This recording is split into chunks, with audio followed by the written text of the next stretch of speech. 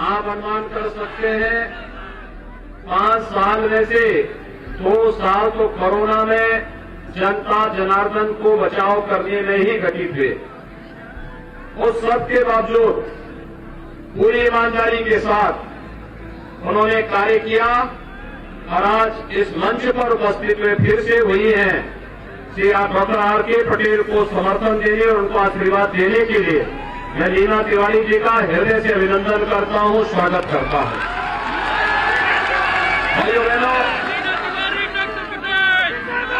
6 चरणों के चुनाव संपन्न हो चुके हैं और 6 चरणों के चुनाव के बाद पहले दिन से ही मैं प्रचार कर रहा हूं। पहले चरण से लेकर के लगातार हर चरण में लगभग अधिकतर सीटों में हम जा चुके हैं और मैं कह सकता हूं कि 6 चरणों के रुझान बताते हैं कि भारतीय जनता पार्टी अपना दल और निषाद पार्टी का जो ये एनडीए का गठबंधन है, यहां प्रचंड बहुमत के साथ फिर से उत्तर प्रदेश के अंदर सरकार बना रही है।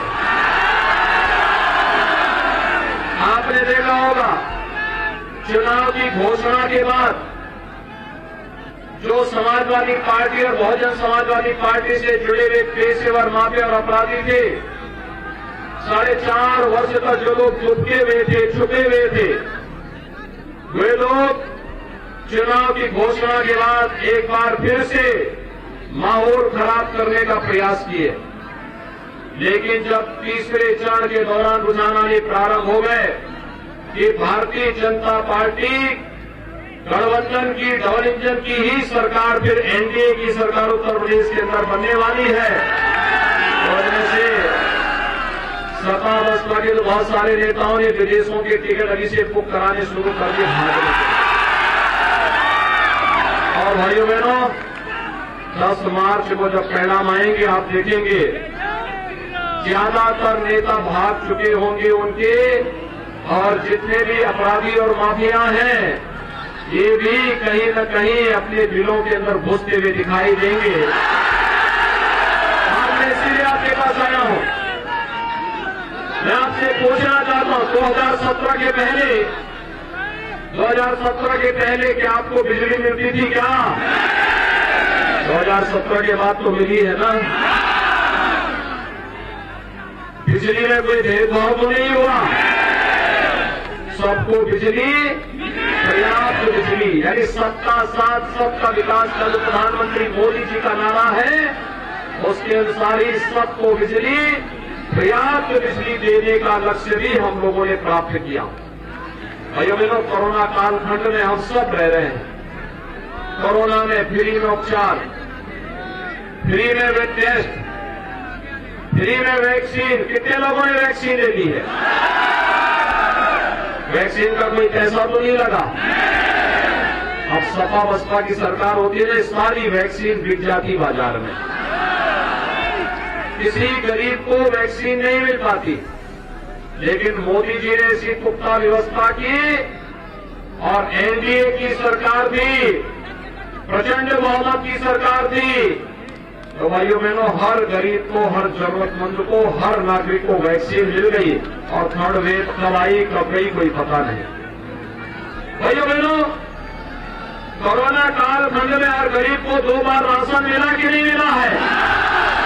मिला है। राशन देने में कोई भेदभाव तो नहीं हुआ है। और राशन के साथ दाल, तेल और नमक ये भी मिलना है ना। क्या 17 के पहले भी मिलता था क्या? 17 के पहले ये पैसा कहां जाता था? सपा के गुर्गे खा जाते थे और मोहन जी का हाथी का पेट इतना बड़ा है कि उस पूरा का पूरा राशन ही निकल सकता है। भाइयों बहनों, ये जो लोग गरीबों का राशन खा जाते थे, विकास के बड़े बड़े परियोजनाओं पर डकैती डालते थे, इन्हीं माफियाओं के लिए तो हम लोगों ने बुलडोजर बनाया है। बुलडोजर ये हाईवे भी बनाता है और माफिया और अपराधियों को भी बोलती बंद करता है। ये बुलडोजर बोलता नहीं है, लेकिन माफियाओं की बोलती बंद जरूर कर देता है। आपने देखा होगा जौनपुर तो इत्र की नगरी के रूप में कभी विख्यात था, लेकिन समाजवादी इत्र क्या बनाया और पता लगा कि वह तो सब गरीबों का राशन और गरीबों का पैसा लेकर के बैठा हुआ है।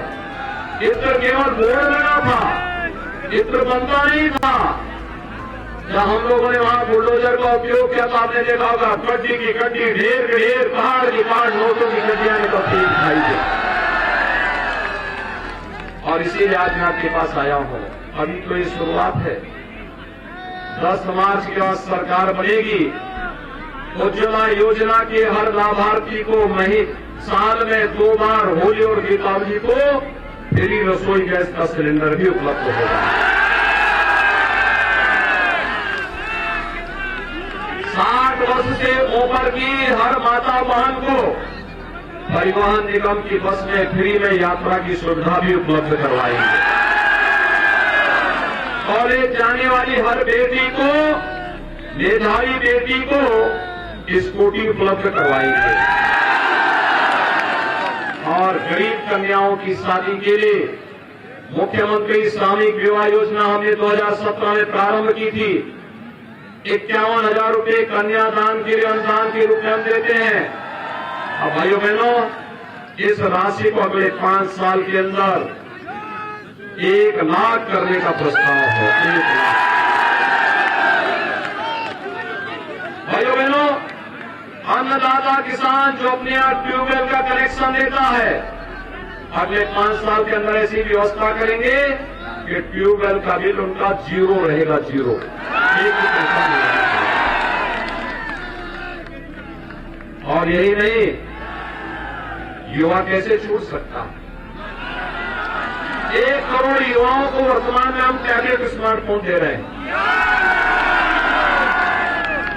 समाजवादी पार्टी शिकायत की है चुनाव आयोग से, क्योंकि सपा का तो नारा है सबका साथ लेकिन सिपाही खानदान का विकास।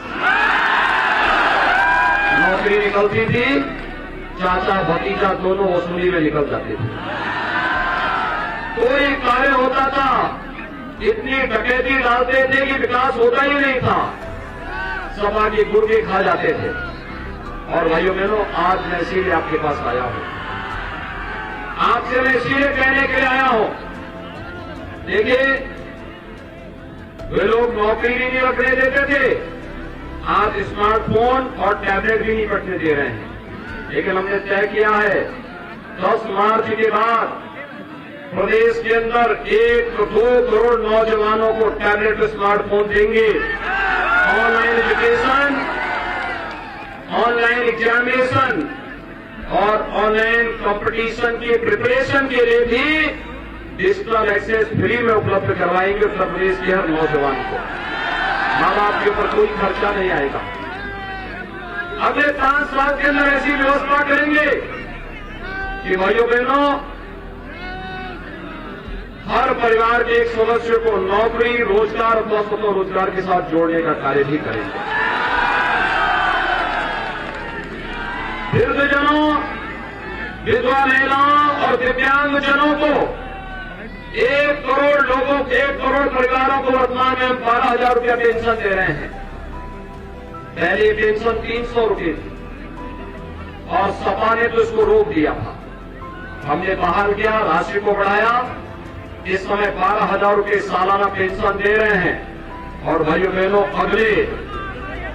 अगले 5 साल के अंदर हमारा प्रयास है इस राशि को बढ़ा करके 12,000 से बढ़ा के 18,000 रुपये सालाना करने का विचार है। गरीबों को सहायता मिलनी चाहिए कि नहीं मिलनी चाहिए? जरूरतमंदों को सहायता मिलनी चाहिए कि नहीं मिलनी चाहिए? नौजवानों को रोजगार मिलना चाहिए कि नहीं मिलना चाहिए? गरीबों का राशन मिलना चाहिए कि नहीं मिलना चाहिए? लेकिन सपा बसपा के एजेंडे में ये नहीं है।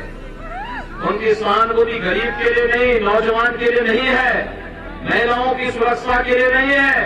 उनकी सहानुभूति तो पेशेवर माफिया, अपराधियों और आतंकवादियों के प्रति है। बीजेपी खिलाएगी कमल या एसपी की चलेगी साइकिल?